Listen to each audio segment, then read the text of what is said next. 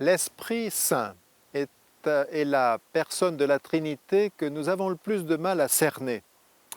Alors nous pouvons approcher son mystère de différentes façons, d'abord en étudiant les fruits de son action tels qu'ils sont décrits dans la Bible. On peut aussi étudier ses dons, on peut partir aussi des symboles que la Bible en donne. Il y en a 9 ou 10 comme l'huile, le feu, le vent, l'eau vive, l'avocat, le souffleur, etc. Nous pouvons aussi partir de ses œuvres, et notamment les œuvres qui sont énoncées dans notre credo, dans le symbole des apôtres. On sait que notre symbole est tripartite, il comprend 3 parties. Au Père, on attribue plutôt la création. Du Fils, on dit ce qu'il a fait pour nous. Et puis du Saint-Esprit, eh bien, on dit plusieurs choses que l'on peut énoncer. D'abord, on dit qu'il rend l'Église catholique et sainte. Je crois en la Sainte Église catholique. Alors que l'Église soit catholique, cela fait de problème pour personne, cela veut dire universelle, elle est concernée par tous les hommes, de toutes les cultures, de toutes les langues, de toutes les traditions, et elle est concernée par tout l'homme, l'homme tout entier. Très bien. Mais que l'Église soit sainte, ça fait problème. Alors en quel sens? Parce qu'il est tellement évident que les baptisés restent pécheurs. Eh bien, revenons à la comparaison que prend saint François de Sales. Il fait la comparaison entre l'Église et l'hôpital. Dans l'hôpital, vous pouvez avoir affaire à des infirmières grincheuses et à des médecins plus ou moins compétents ou plus ou moins exigeants. N'empêche que vous continuez de vous confier à l'hôpital s'il y a besoin. Nous distinguons le personnel de l'hôpital et la personne de l'hôpital. De même, dans l'Église, il y a des pécheurs, mais l'Église, de par l'Esprit Saint, garantit la traçabilité. Elle garantit que nous avons bien le vrai Jésus. Par exemple, il y a eu dans l'histoire, au moment de saint Augustin, au IVe siècle, la crise donatiste. Donat et ses disciples disaient que les sacrements ne valaient que par la sainteté de celui qui les administrait. L'Église a dit non. Le Seigneur s'est lié à sa parole. Bien sûr, une Eucharistie célébrée par le Saint curé d'Ars, c'est autre chose qu'une Eucharistie célébrée par un prêtre indigne. Mais on a vu des exemples étonnants, un prêtre notamment qui souffrait d'alcoolisme. Eh bien, en voyant cela, quelqu'un s'est converti, a rencontré le Christ. Voilà, allez savoir pourquoi. Après, nous disons que le Saint-Esprit fait la communion des saints. C'est cette espèce d'Internet, mais beaucoup mieux qu'Internet, entre ceux qui sont déjà partis au ciel et ceux qui cheminent encore sur la terre, et puis entre nous.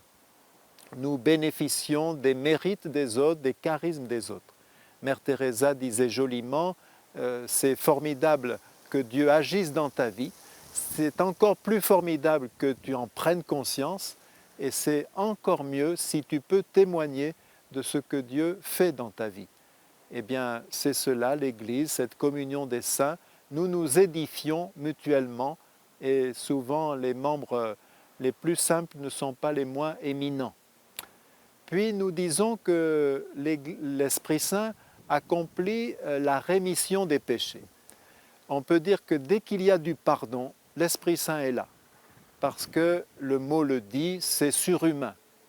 C'est chaque fois un surdon, un super don, quand on peut dire, eh bien, je passe l'éponge, ou bien sûr que je te pardonne. Le pardon, c'est même un des noms du Saint-Esprit. C'est particulièrement vrai dans la confession. Un enfant disait, quand je me confesse, j'aime bien dire mon acte de construction. Et quand il disait son acte de contrition, il disait, je prends la ferme révolution. Et oui, chaque fois qu'il y a du pardon, c'est une révolution dans un cœur. Et c'est un cœur qui se construit. L'Esprit Saint est à l'œuvre. Nous disons ensuite qu'il accomplit la résurrection de la chair. Nous aurons toujours des problèmes avec cet article de la foi, parce que nous sommes dans la situation de la petite larve au fond de l'étang, qui a bien du mal à imaginer qu'un jour elle sera ce magnifique petit hélicoptère quasi transparent aux couleurs bleutées qui s'appelle libellule. ou bien nous sommes dans la situation du petit bébé dans le ventre de maman qui a bien du mal à penser qu'un jour il pourra être très très très loin du cordon ombilical et en dehors du liquide amniotique. Et pourtant, c'est ce qui se réalise. Nous sommes dans la situation de la chenille qui a du mal à penser qu'elle sera un jour un de ces magnifiques papillons. Un jour, dans une famille, un vieux grand-père, arrière-grand-père même de 94 ans, venait de mourir. Sa propre fille prend son petit-fils à part pour lui expliquer ce qui se passait et lui parler de l'au-delà très très bien. Le petit revient vers sa propre maman, qui venait donc de perdre son grand-père, et lui dit « Dis maman, c'est vrai que Pépé, il va ressusciter un jour inusable ?» Et puis nous croyons que le Saint-Esprit accomplit la vie éternelle. Un jour, on demandait à Stan Rougier, le prêtre bien connu, « Quelle est votre espérance ?» Il a répondu sans hésiter « L'au-delà, la vie éternelle, le seul état viable. J'aimerais qu'on mette comme épitaphe sur ma tombe « Stage terminé, enfin apte à la vie éternelle, enfin apte au ciel. » Il disait aussi « Prenez une minute de votre vie, la meilleure des minutes, multipliez-la par 100 milliards, vous aurez une petite idée de la vie éternelle. » Alors le Saint-Esprit, nous pouvons parler de lui en paradoxe.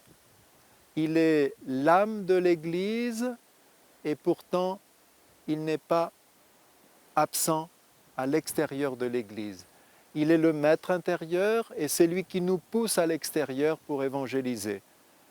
Il est celui qui invente, qui permet l'inventivité et qui en même temps assure la continuité avec le passé. Il est entre inventaire et invention. Il préside à la sanctification des personnes et il n'est pas absent du simple développement naturel. Il est présent sur tout le peuple de Dieu et en même temps particulièrement présent chez certains, comme notamment les successeurs des apôtres. Le Saint-Esprit est l'amour en personne et en même temps il donne l'intelligence. Il souffle violemment et il est la douceur même. Il est silence et recueillement et pourtant c'est lui qui fait parler. Peut-être parce que dans la Trinité, il est la réciprocité en personne, il est à la fois l'amour du Père pour le Fils et l'amour du Fils pour le Père.